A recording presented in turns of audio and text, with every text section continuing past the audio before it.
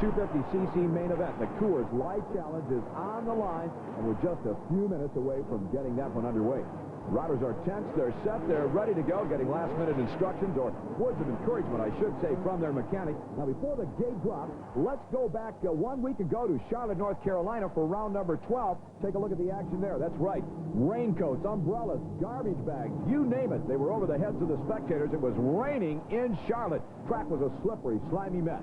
Damon Bradshaw, hometown hero and favorite to win his second one in a row, took the early lead, but watch Guy Cooper out of Stillwater, Oklahoma. The Suzuki rider looking for his first ever Supercross win took the lead, but Bradshaw came right back. But then look at that, top part of your screen. Bradshaw goes down with that mistake. He was out of it. Forget him for the rest of the night. Color him gone. Guy Cooper, on the other hand, again looking for his first ever Supercross win, was riding a phenomenal race. Back in second place, a man that really understands mud, Jean-Michel Bale, was content to stay there. Says, no way, I'm going to try to catch Cooper. He was just unbelievable until this corner coming up. One little mistake, and Cooper knocks the hay bales down. Looked like a bowling alley. There goes Bale to the inside. Bale takes over the number 1 spot, and it appears he's headed for win number 7 of the season. He gets it. Cooper was going to fall one more time. Still got up and managed to finish second. It was an unbelievable race action in Charlotte. Here's the way they stand coming into this one. It's Bale on top, followed by Kidrowski, Bradshaw, Ward, Cooper, and Matasovic. Let's take a look at some of the riders underneath the helmets. That was Jeff Stanton. There's our points leader, Jean-Michel Bale. Damon Bradshaw, the 18-year-old Yamaha ace from Charlotte. Jeff Ward, 2 times a Supercross champ, rides for Team Kawasaki. He's tough no matter what the conditions. His teammate, another one of the young Chargers, one of the young Lions, is Jeff Matasovic.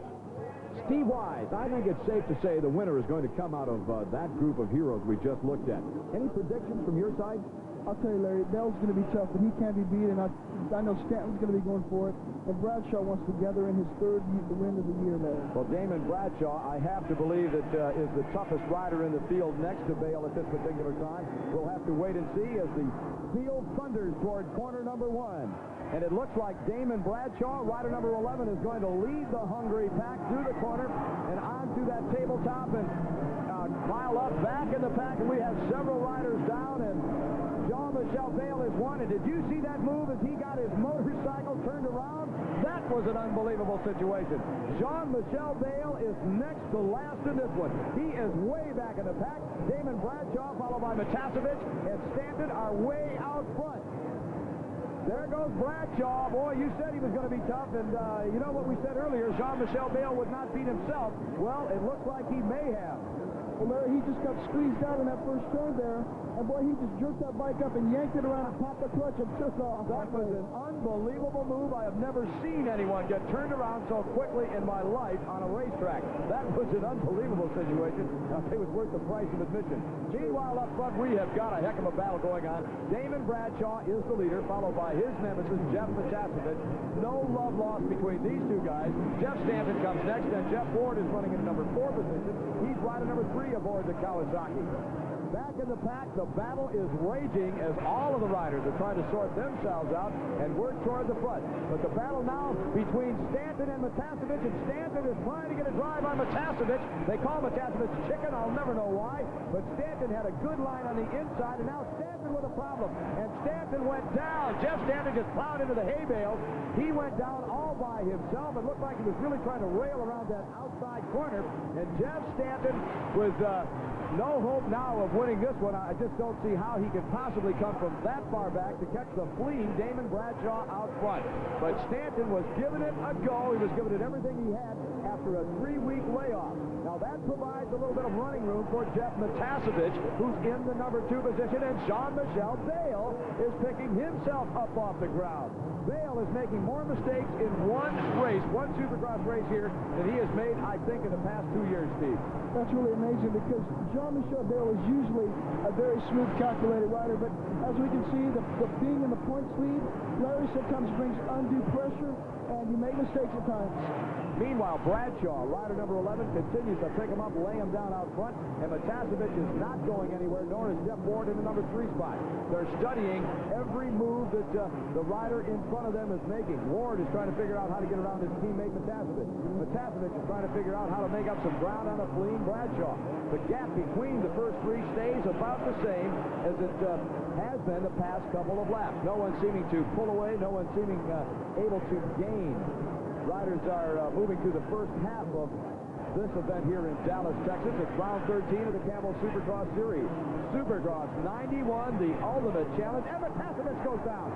Jeff Matasevich comes through that corner, and it looked like he just grabbed a handful of throttle, a little bit on the early side. Jeff Matasevich spun himself out of contention in this one.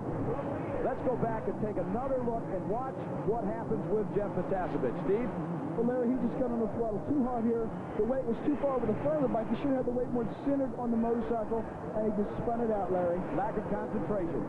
Okay, now, meanwhile, here's what has happened. The battle for that number 4, or 3 position, rather, third position, has brought the two riders, the Kawasaki and the KTM, closer to Jeff Ward, who is running in second.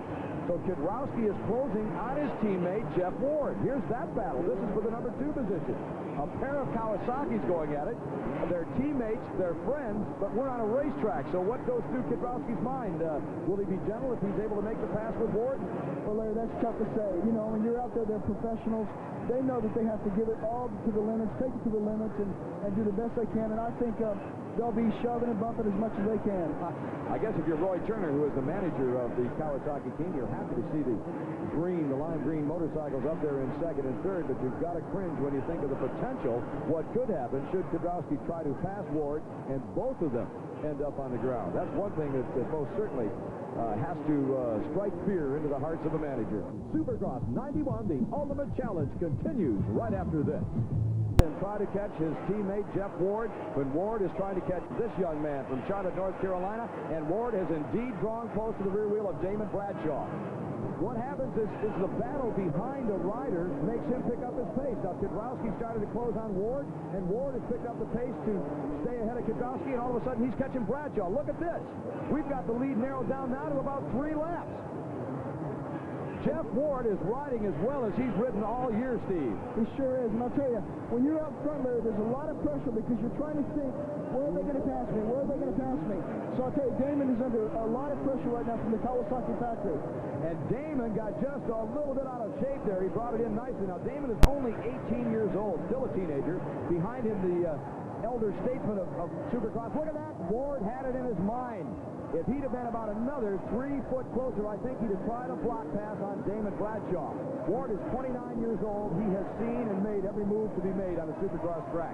I said earlier that I didn't think that Ward would be as aggressive maybe as some of the younger riders. But look at this. Jeff Ward draws alongside Damon Bradshaw over the finish line jump, and Jeff Ward has made the pass, and he takes over the number 1 position. Jeff Ward, the Kawasaki star for so many years, 2 times a Supercross champ, has passed the teenager from Charlotte, North Carolina, and he did it in convincing style. Steve, what is your gut hunch? Can Bradshaw come back? I'll tell you, Bradshaw, don't count him out. Well, I'm not counting Jeff Ward out. I told you earlier that Ward was hungry. He does not want to break that string of winning at least one event during a season, and he's going to do everything he can right now to bring this one home. Bradshaw has not been able to figure out Ward's style, and he's not been able to find a good line. He's only followed him now for just about a lap, but I don't see any place that Ward is making a mistake.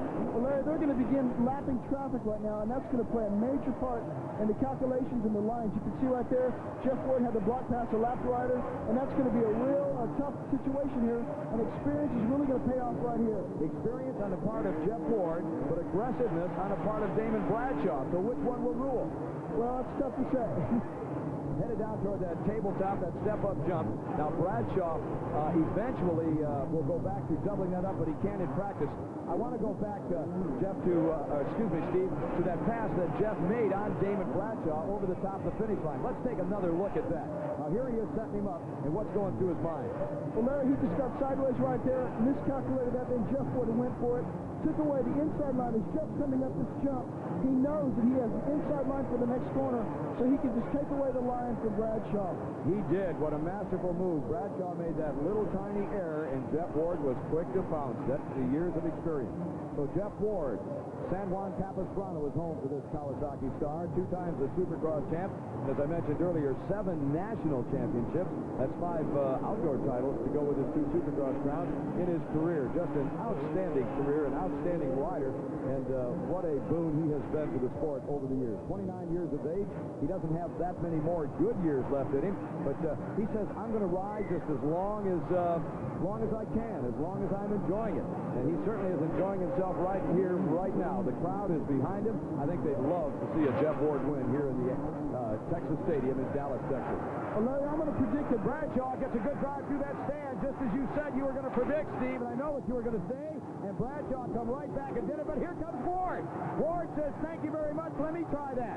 Bradshaw got the drive just as you started to predict, I think, Steve Wise, that Bradshaw was going to come back and drive hard through the whoops, and he did. And you can't count the old veteran Jeff Ward out either, because he's going to be right back there pressuring and hammering on Bradshaw. Well, he knows he did it once. He knows that he has it in him, so he's not going to take a back seat, and he's not going to go away. Ward has got to be feeling good right now, and I'll tell you what, I like his position. Here we come to that step-up jump, and as I said, Bradshaw has started to double that thing again. He's landing up on top. He couldn't do it in traffic, but that's what won the race for Jeremy McGrath in that 125 class, and now Bradshaw is the only rider in the 250 class that is doing that. Well, if Jeff is going to be in contention, he's going to have to do that jump as well, because that's going to be a major part of who wins this race right there.